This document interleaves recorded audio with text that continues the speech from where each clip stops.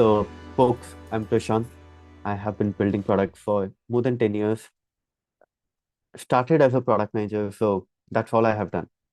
Unlike a lot of people who have shifted to product management from engineering, design, marketing, or sales, I started as a PM. Before it was cool, it was just someone who can help engineers. Uh, that was the role. I have built products in USA, India, Southeast Asia, and Japan. And surprisingly, I have always joined companies and they became unicorn. Uh, so that was a very good point to join companies. Uh, you get to see the growth as well as you're able to have enough resources. Two out of four have done IPO. One is technically IPO'd, so that's the background. I have worked uh, with AI since 2016, starting all the way from my first job, where we were building fraud detection. So just before I go forward, when people talk about AI nowadays, they talk about Gen AI a lot. But I just want to tell that AI is a lot bigger field, which has machine learning, deep learning, robotics, as well as uh, Gen AI as a subset. So I have been working in fraud detection, recommendation engines, chatbots, uh, personalization, search since 2016. I've mentored more than 100 product managers over my career through PM School, Plateau, Product School, and couple of other communities. I would have hired and interviewed 20 plus product managers across my career and been on podcast regularly and featured in Product School, Knowing the Product, Product That Count, and others. So that's my background. Uh, have some bit of experience, which I can definitely share.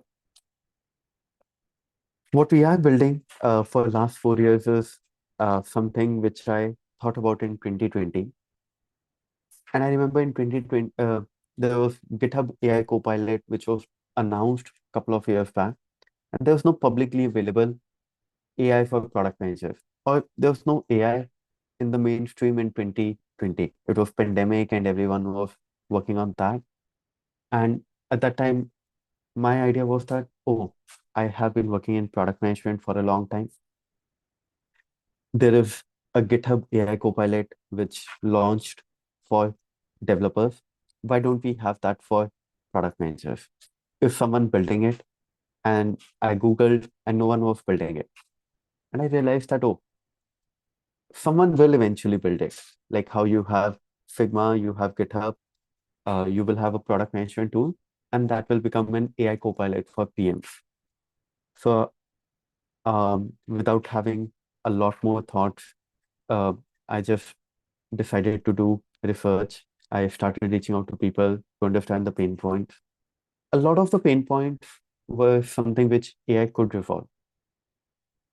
So I quit my job in the pandemic, took a big leap of faith to start an AI copilot for product teams. Minded it was 2020 and there were not enough uh, LLMs and you had to do from scratch. So my vision was to follow what GitHub and Figma had done, build a very good solution product, build a marketplace out of it where other apps could be launched, build a community on top of it where product managers could share their work, and then use that data to build a AI copilot. So it was going to be very long journey. And fast forward 2022, GPT-3 came out while we were in this journey. Even some people, GPT 3.5 came out, GPT 3 was available in 2021 to some people. And I was like, oh, um, people are launching very fast. That was a moment when I realized that whatever we had planned to do in 10 years is going to happen in next 1 or 2 years. And that literally happened. There are at least 20 companies we are competing with right now, which did not exist till 2022.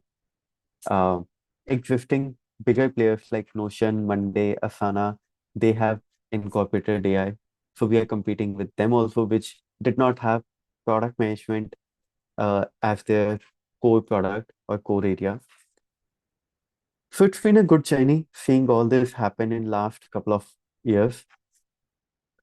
Uh, just give you a background. What we decided was we'll go deeper into product discovery to start with. And in product discovery, what we do is we take in all the data of sales, support, customer success, user research, user analytics, surveys, any data imaginable. We bring it at one place and analyze for product teams to tell what should they be building, what will be the impact, what are the trends, what are the themes. I'll talk more about why this problem, but uh, this is what we are currently doing. And basically taking all this data and presenting it in a roadmap form to product teams so they can decide what to build and why. Our goal is eventually to become end-to-end solution for product teams. So currently we are doing product discovery and planning, but ideally we would want to do product execution, which is PRD, wireframe, building the product, launching it out, analytics. So end-to-end, yeah. Taking a pause, by the way, uh, if anyone has any question about my background or what we do, happy to answer. Otherwise, I'll start with history. Cool. So my experience goes back to my college days with AI. I call it machine learning because that's what the first course I did on YouTube. Andrew NG had made his videos from Stanford available, and I was in India. I never thought I'll be able to study Stanford. So having those YouTube videos was something I was very curious and I started going through it. And I realized that it's the basic calculus which we are being taught in school and college used to predict the future. And I wish people taught it that way in the college and high school, that this is going to change the future. This is going to help you predict the future. But we were not being taught. Then I got curious and I learned Python. I did further courses in machine learning, deep learning, and NLP and computer vision. So that's I started with. Um, my first, as I said, product was fraud detection. So I don't know how many people know what is AI, machine learning, and deep learning. I'll just briefly tell. AI is the bigger picture, which we call everything under the idea of intelligent machines, which can do something autonomously. You tell them, uh, if this dog or cat, they can tell you. To all the way creating a blog post or robots, everything comes under AI. Within AI, there's a subset called machine learning, which basically has certain models. You take in historical data and it predicts the next step, or it can categorize. It learns from the data. Then became deep learning, which while it learns from the data, it can have further, very less data is required, and you can just, they can learn themselves.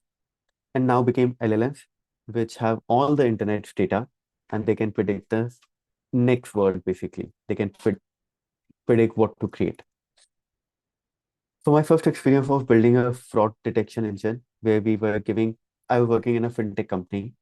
We were giving tons and tons of data, uh, how people are doing fraud, which location people are doing more fraud, which devices are used for fraud, which uh, uh, user journey fraudsters use, all that data. And we're predicting if there's a new sign up happening. Is he going to do a fraud? Is this transaction fraud or not? And that required, I think we had 100 million or 200 million transaction data, and our accuracy was still 70 to 80%. 2016.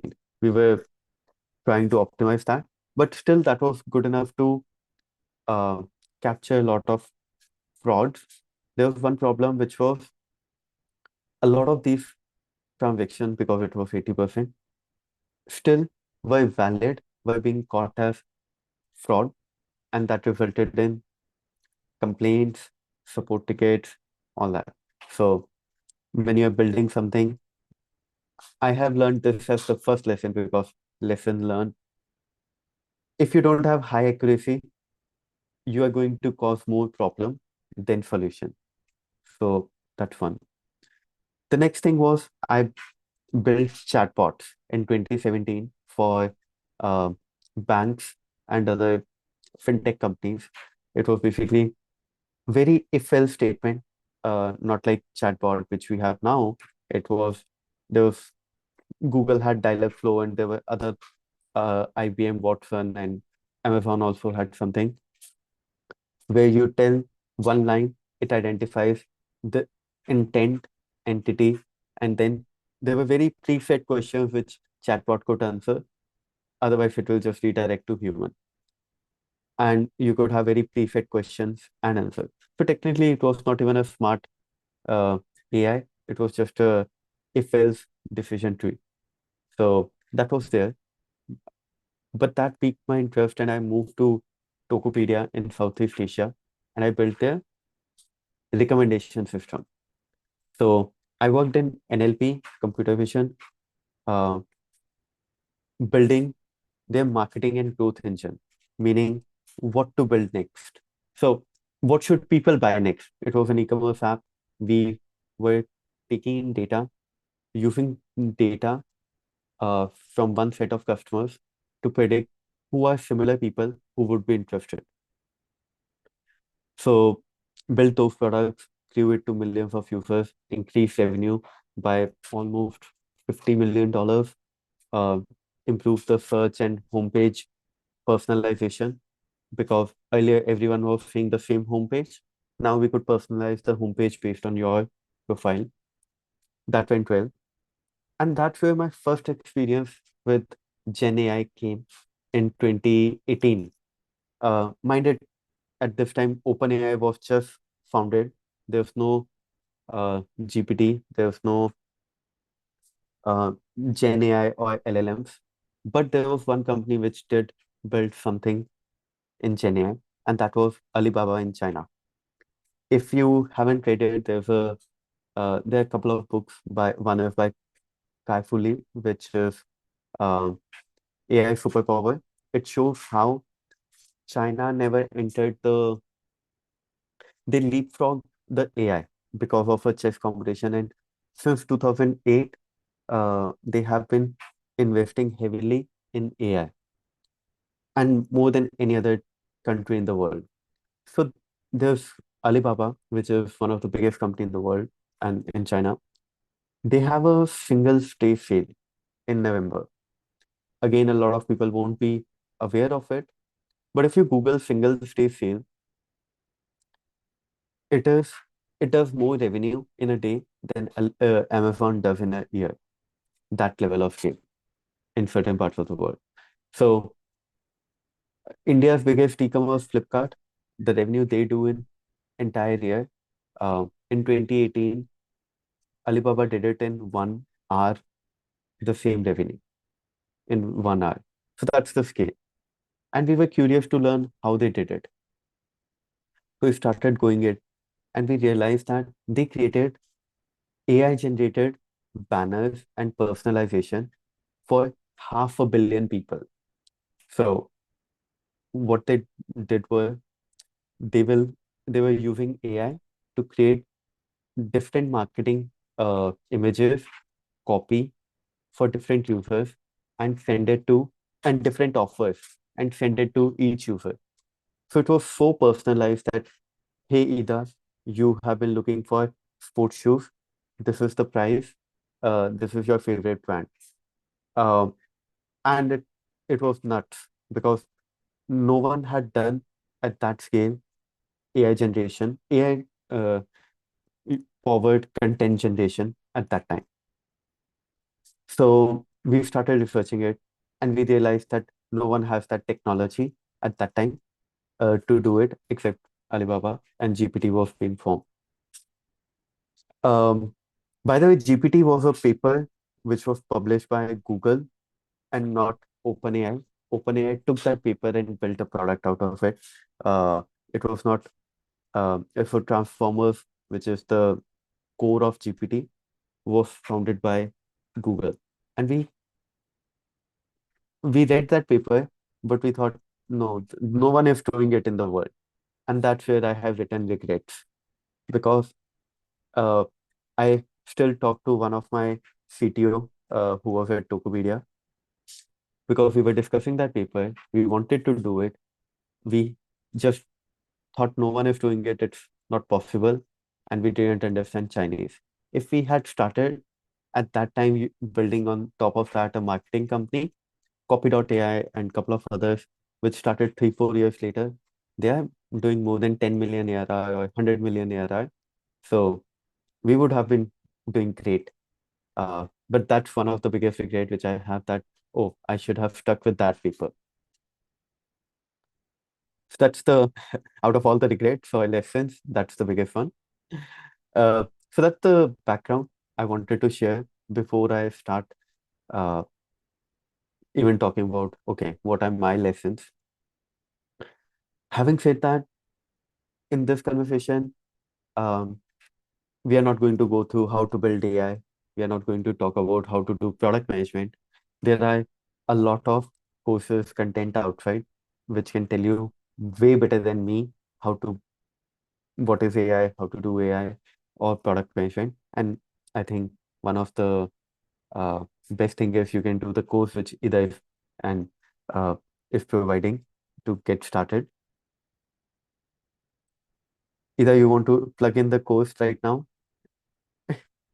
Sure thing, absolutely. Yeah, you can learn more about becoming an AI product manager in our course. Like I said, I'll link it. It's linked in LinkedIn, and I'll put it here in Zoom as well. And we've got some phenomenal instructors who you can learn more from through the link, who are happy to teach, and you get a lot of extra perks and help build products. So And I have no affiliation, by the way, with either and the course, but I highly recommend doing one course. I'm not saying it should be theirs, but ideally it should be theirs because you are on their channel. But there are so many. If you have to get started, you need to know the basics, and that's how I started in 2013. Got lucky. I think 2013 or 14. Got lucky by seeing Andrew Ng's course free on YouTube. But it just gives you head start. So that's my first pointer, that start learning. Um, and AI is going to stay here. I'm sitting in Silicon Valley. I have I have seen the trend of mobile apps. I have seen the trend of Web3, and people I have met who have seen the trend of. So the transition happened from electricity, then computers, then internet, then mobile apps, and now AI. So it's kind of impossible to imagine a world now where AI won't be there. You can imagine a world where crypto won't be there. It never became a use case, but AI is going to stay. There are 45% or 50% of the companies in entire uh, Fortune 2000 and Fortune 5000 who have mentioned AI in their earning report. Every company is investing in it. So it's basically impossible to stay away. All the governments, all the companies, all the investment is going in it. So just better to prepare for the future than regret like me in future that, oh, I should have started earlier. So if you haven't, just subscribe to the course. That's it. Second thing would be get your hands dirty. Uh, I know one of the biggest mistakes which I never did, but I know a lot of people did is they read or listen or they will watch this podcast and not get their hands dirty. There's a sorry, but I'm promoting some other player, but that's uh, uh yesterday there's Lenny Rechetsky shared a AI uh playground. If you go to his LinkedIn, you can find it. But Just getting your hands dirty by building something is very important. You can just, and there are so many playgrounds. Just search for AI playgrounds, and you'll see tons of Google search results where you can build something to get your hands dirty. Once you see that magic and possibility that you can do something, you will not be able to go back. That's there. Other thing is engage in conversations. This is another one which I think courses help a lot, where you are able to find a community. You might not be able to talk it to your parents or your partner or your friends, but having that right set of community which is interested in AI can speed things up. Go to local meetups, join Slack communities, join Discord communities, and follow people on Twitter. And lastly, uh, build a side project. You can, I mean, trust me, I know in future, almost, it's like people are writing AI product managers right now in their resumes and in their LinkedIns. It's like people writing mobile app developers in 2007, 8, but now no one writes mobile app developer. They're just developers. It is assumed that you will know develop mobile app if it needs to be. People are not similarly, marketers are going to leverage AI. They're not writing, I'm Adobe active campaign market. So AI is a tool. AI is, you don't need to write AI product management, but you need to showcase that you know AI. And this is one of the things which I'm seeing when you're interviewing at a company, they are asking, have you done a side project? And if you have done a side project in AI, you are getting advantage. And one of the recent example, actually day before yesterday's example, I'm part of a community. One of my friend, she gave a interview at Apple, and there was a question. Uh, what do you think Apple's AI strategy should be? And she she asked further question that what do you mean by strategy? Is it product strategy, business strategy, tech strategy, and so on? But then they asked, have you built something in AI? And she had not done it. So she was not selected, but that's the level of question which are being asked at Apple also. Have you built something in AI? So your company might give you opportunity or not, but doing a course, getting your hands dirty, meeting like-minded people, and building a side project just puts you above 99% of the people. That's for sure. Uh, Great. Any questions? Yeah. No, but you bring up a Uh, great point because in the AI learning cohort, students and participants do build an AI product, and it is truly Perfect. invaluable. It's a really great point. It sets you apart. Perfect. So for next 10 minutes, I'll walk through different um, use case, different mistakes which I did it in last 2, 3 years. By the way, I'm sorry if it's just a Notion doc and not a visual. Uh, it was pretty crazy week, and I did not have it on my calendar, so I forgot to create slides. So last night I created it.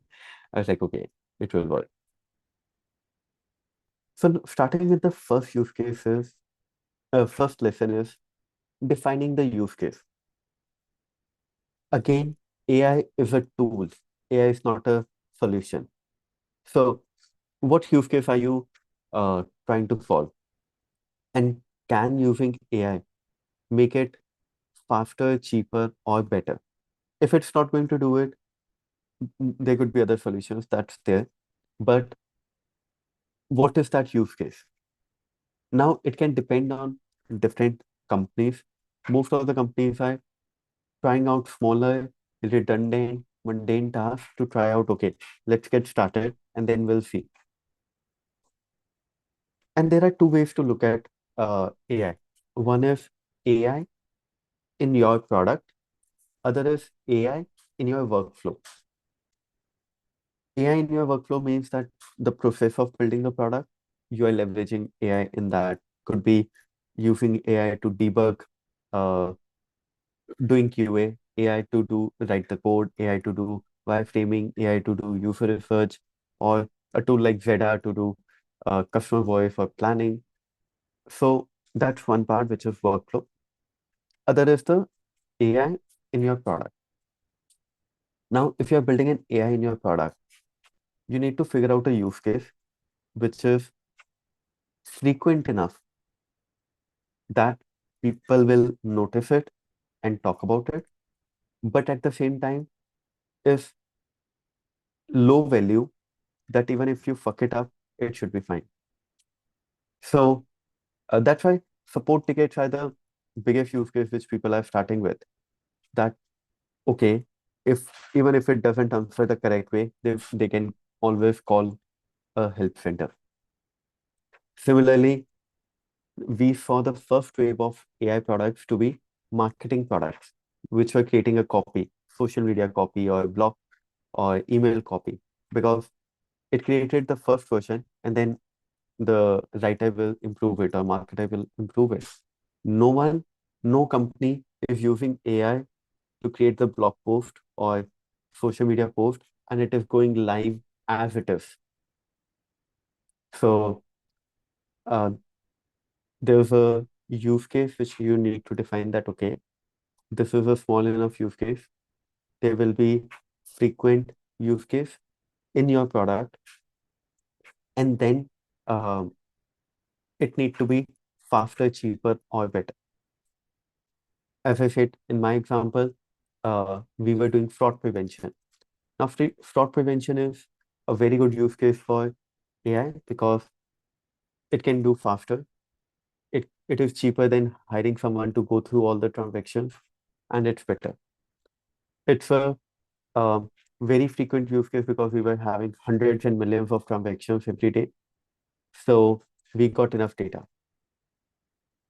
Every person who will be listening this will have a different use case, a different product. So I'll suggest you to think about your product where you think there's a operational element which you can fix it. Don't go for a creative element. Don't go for a human touch element. Go for a operational element which you think you can do it. We did that mistake where we no, a couple of competitions did that mistake where they started uh,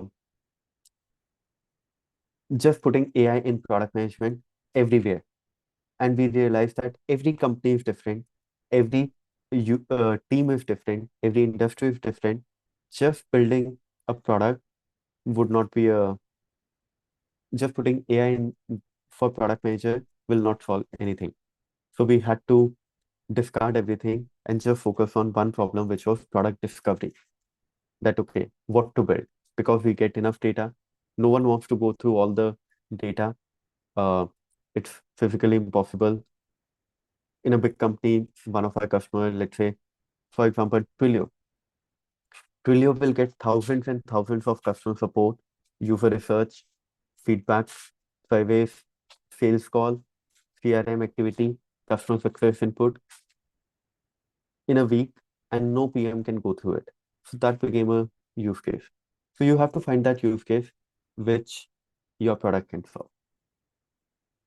The second lesson which I learned is user. Uh, whom you will be building for and who will be buying are going to be different. That's true for generally all SaaS company.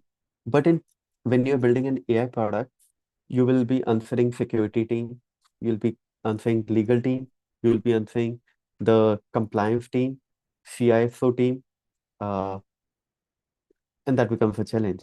So if you think you are building only for marketing, then your buyer will be CMO, your user will be marketer, but there will be people who will be approving it, the legal team, the security team, the CIO team, the infosec team. So be careful what you are putting out on your website, and you'll have to build marketing, product, and the sales so that you can cover the different personas. Third lesson which I learned is ideal feature set, not too less, not too much. We built a product with too much of feature sets that you can edit the prompt, you can edit the quality, you can uh, have an entire user experience changed. No one used it. We built a product which only let you uh, summarize 1,000 feedbacks in one go. Everyone is using it. So point here is your product should solve a value in a with the least amount of friction. Again, product management and AI in product management or product management in AI, they are kind of same fundamental principles. Um, so that's why I'm saying you will. We built a. I'll give a further example in that.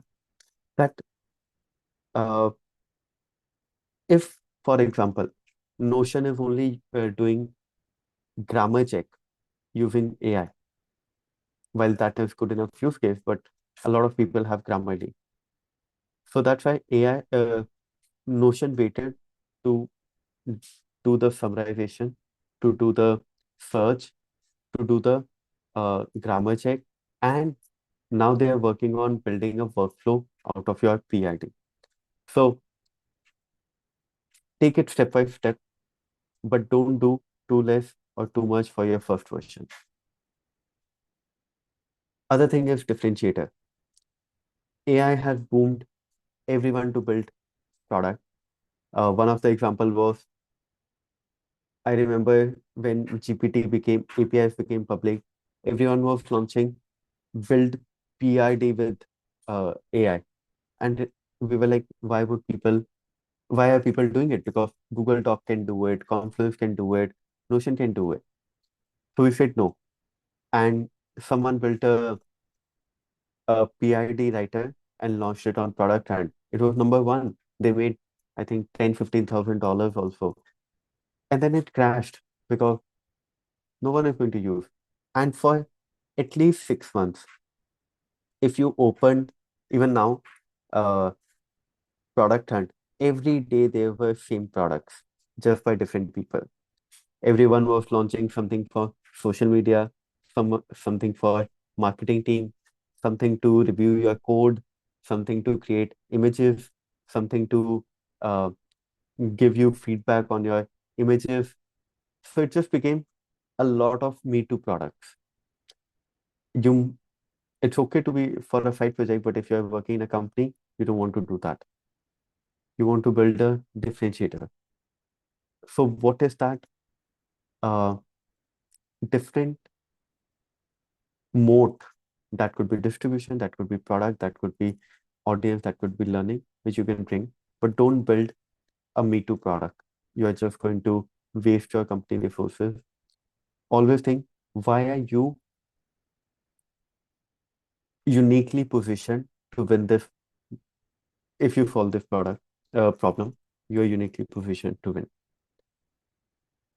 Another two thing is uh, cost as a factor, which AI to use because that relates to cost.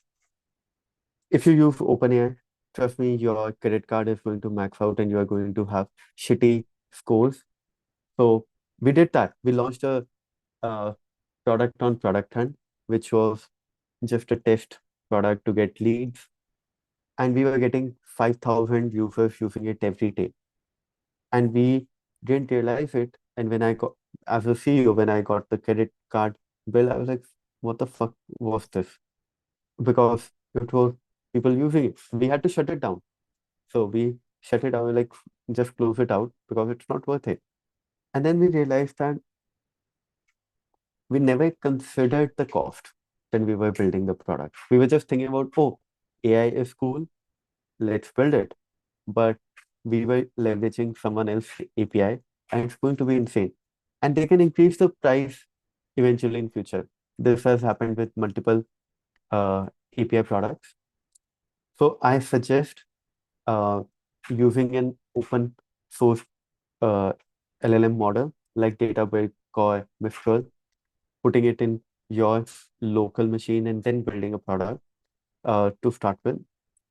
It might not be as powerful or as accurate as GPT-4 or Plot 3.5, but it will give you 80% power. And once you have verified everything, then you can change the foundational model, but it will, trust me, save you getting fired by your CFO. That's for sure. Uh, or you build enough parameters to keep the cost in check. Other thing which I have learned is we before having GPT, we had a terms and condition page, we had a privacy policy page. In last 6 months, I have been asked the most data protection agreement or data privacy agreement. Every company we are working with is asking us, and we never prepared it. So once someone asked, like, what the hell is this? I had to literally go to GPT and ask what is a DPA, and it told me, and then I called my lawyer. I'm like, I need a DPA, and I found a template, I created it. But you will not imagine uh, if you're selling to consumers, okay. But if you're selling to any company, Europe has different laws, India has different laws, USA has different laws. Having that understanding of what are different uh, NDAs, legal checks, requirements, what should be the vocabulary is very important. And ideally, you would want to get it reviewed by legal team. And I know legal teams. I'll say if you are going to start your product development, before that, give a DPA to or approval to legal team because they are going to stop your deployment, whatever it takes. So start with your legal team. I A lot of PMs here would not have interacted with legal teams so far. So that's going to be a new thing for you. Um, Other thing is user experience. This is something I learned by looking at data. If you have AI, but the user doesn't know AI is doing a magic or AI is doing something, they're not going to pay you. So, because we created AI powered insights using all the data and presented it in a graphical format, and we're like, then what? And no one was uh, getting wow or aha. And I like, but this is a very powerful thing. And I realized that people are so used to having this AI companion magic button that they want to be in control. When they click on it, they will get, um, you know, something happen. If like this is another ask AI, they want to do it here. They want to see it in action. So even if I do, uh, like ask AI, improve writing, just see this whole experience of AI doing it in front of you is what people want. If I had if I had done it in background, that AI created a document using AI, you would not have valued it. But just because AI is doing it in front of you, it becomes 10x more selling point. And I'm telling you, because I do a lot of demos, we have two features. One happens in background, one happens in during the demo where I show that, hey, these are the 5 Jira tickets you shipped last week. I select the Jira tickets and AI automatically creates a release note and publish it out. And they are like, wow, this saves time. And I'm like, okay, they don't look at other things. They just want to see. So this is for PMs and designer. Uh, when you're building an AI product, make sure it happens in front of the user, uh, and you'll get more adoption. That's why ChatGPT is doing that analysis, the WAND and the magic button and all those things. Um, Last 2 points are one is pricing. Uh, we did this, you will have to work with your CFO and business team and others, but we launched AI, but we did not change our pricing. Our pricing was per seat license, meaning if you're at 5 p.m., you pay $5,000. That's it. Um, we were not charging extra or special for AI. What started happening was because our most important feature was analyzing all the feedbacks or all the customer voice and giving insight. People started taking one license, even in a big company, in a billion-dollar company, they were buying one license and processing 100,000 feedbacks. And we're like, we never thought about it. And this is again a lesson learned. If you're, because you are going to pay every execution, meaning every time AI runs or query runs or OpenAI API is called, you'll be paying for it.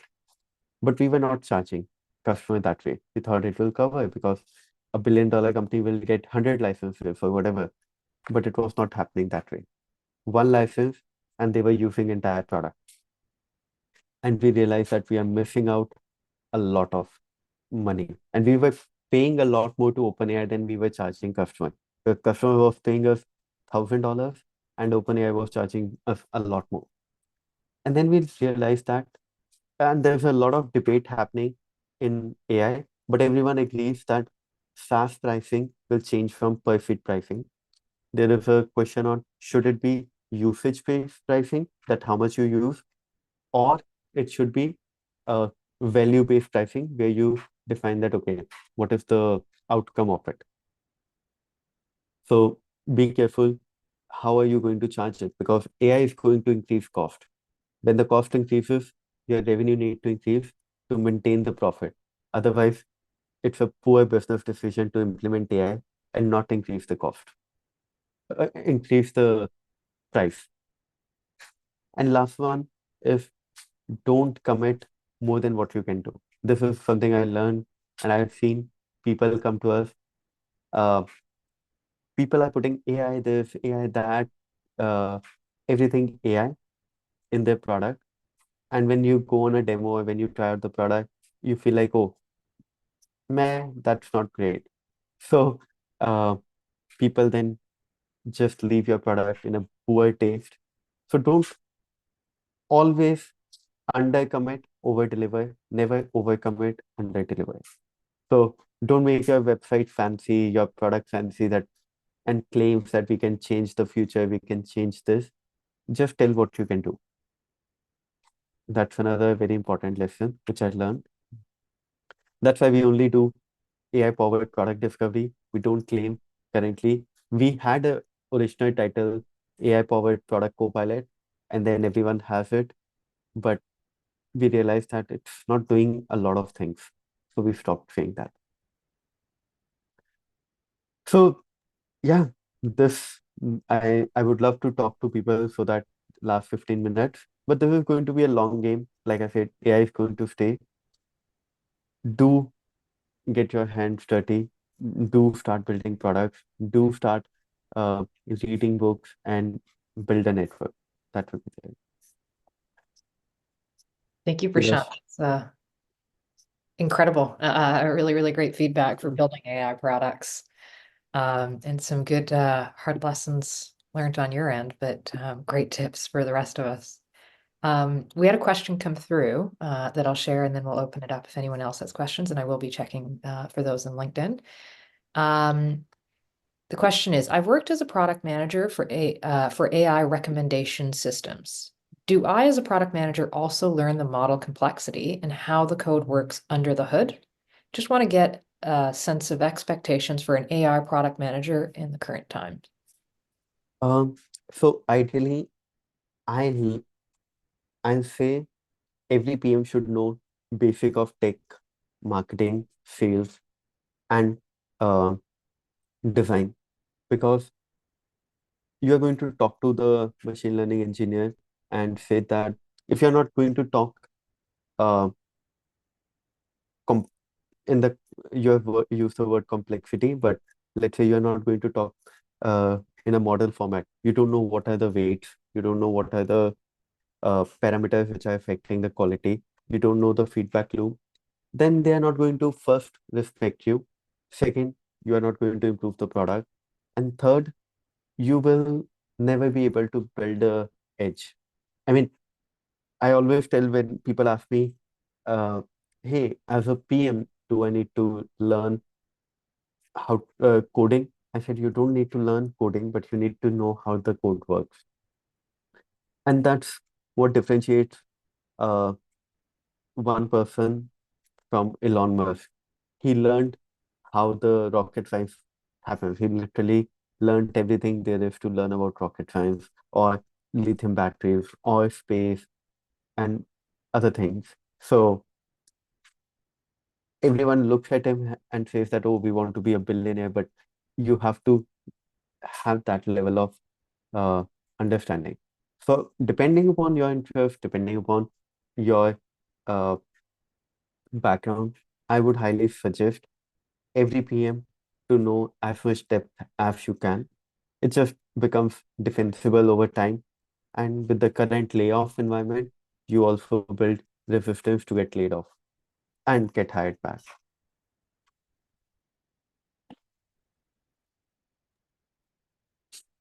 It's helpful advice. Right. I And guess, sorry, go ahead. I actually recently talked to someone who got hired as uh, at OpenAI as director of product. Uh, he told me the same thing that OpenAI is not going to hire you if you don't know the complexity and the ins and outs of uh, machine learning or data science. So that's also a question about what is your ambition? Do you want to be on the cutting edge of technology, or you are okay with your current uh, job, life, and so on? If I guess just on the back of that question, how do you see product management roles changing with AI? I guess everyone becomes an AI product manager, or does the role itself, considering the product that you're building, change? um, I have written a very long article on this, and I'll share that out also. So I do see this. Uh, Here is the article. So I've thought about it a lot. I feel that's a very common saying that AI is not going to replace product managers.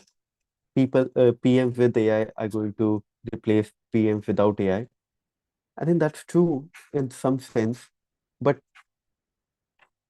there are a lot of things which are going to change and we cannot imagine. Number one being the type of products we have been building. People who have been, there was an era where people were building desktop apps, like you download those apps, Autodesk, etc., and they were not connected to internet in real time. Adobe was in that era, and then Figma came, which is real time using internet, WebRTC. You are able to uh, build a new company, and we all know where is that now. There's going to be another era where AI is going to change that also, design, and someone will become bigger than Figma. And I think that's going to keep happening. So, to the question, in product management, one, think about as I said, product management in your workflow, product management in your product. These were two separate problems. What your question is in product management in workflow, as you can see, I divide product management into four buckets, which is discovery, what to build, planning, or OKRs, goals, dependency, roadmap, execution, which is your uh, documentation, wireframe, uh, Jira tickets, sprints, and launch, which is your analytics, feedback, service, and then repeating the cycle. We already are seeing in every bucket of that, there are tons of tools to help you with AI. So it's just going to go insanely wild from here because my goal is to cover this whole Jira, which has Jira product discovery. Its goal is to cover the whole Notion, which is in execution. Its goal is to execute the whole. We have been reached out for acquisition and merger. of companies which are in the uh, analytics space. Their goal is to go into the whole. So now AI can help you do that. End-to-end product management, end-to-end development, end-to-end design, end-to-end sales, and whoever has the most data will win. So, uh, to your question, I have shared the entire article. What all impact will it have? Like telling you what to build, telling you who should be assigned to, telling you what should be your roadmap, telling you your priority, telling you uh, even PRD. I was giving this example when we started the company that we, if you're building a product for older people, the font size need to be bigger. Currently, what happens is you ship a product, you do user research, you do user study, you spend 3 months, then you go back, find your search, go back, improve your product, then see the data. In future, AI is going to tell you that, hey, your persona is 70-year-old, make font size 18 pixels or 16. That's going to, by default, make the product better. All these changes are going to happen. They are already happening. I know companies which are doing it. I'll not take name because yeah, I don't know.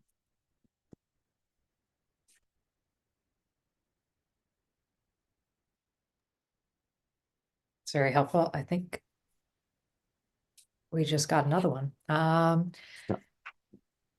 Shrikant is asking, thank you for those great insights, especially love the lessons learned. Can you deep dive a little bit more into how you got your hands dirty? And what would be the best options to learn more open source AI? Any AI playgrounds you recommend? Um, so I got my hands dirty by doing end-to-end chief course. Uh, I think that was the starting point. And within the course, they tell you to run Python scripts and build a uh, very basic machine learning recommendation system or categorization model. There are different techniques. Uh, I think for best options to learn open source AI, I would not say you should focus on open source or closed source. I'll say learn AI, and then uh, when you're using model, you can go to Mistral or something else to do it. Uh, for AI playground, I'll say that one, are you planning to do technical or are you planning to do um, the product management? The course will help you with product management part, but for technical, I'll say there's a, I'm forgetting. I'll actually, uh, if Shrikant, you ping me on LinkedIn after this, I have a Notion document where I have maintained the resources. I can share it here also. It's a list of resources which are very good, but I don't know if, oh, the message is too long. Let me try. Uh, but yeah, these are some of the, I know there are too many, but just these are resources which can help a lot of people. You can copy paste and save it.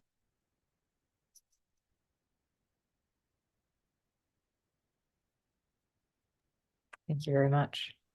Yes. We've got 2 minutes, so not very long, but I don't know if you can answer really quickly. We had one come. Uh, well, I guess this is going to be a really deep one. It's whether AI can have intelligence of emotional quotient, EQ. Yes. I mean, and there's a, I don't know if people checked out, there's a, let me share. Uh, uh, uh,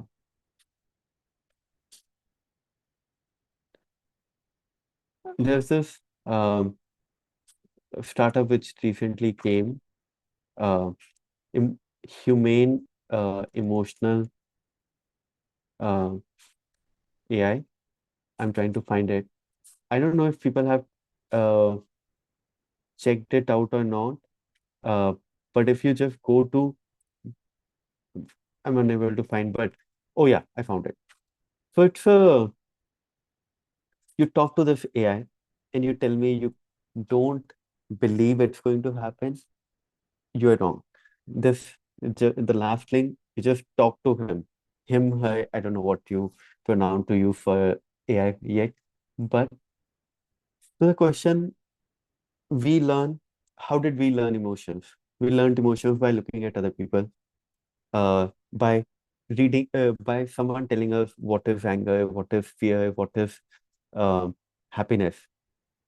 And we have seen it over movies, stories, books, experiences, podcasts.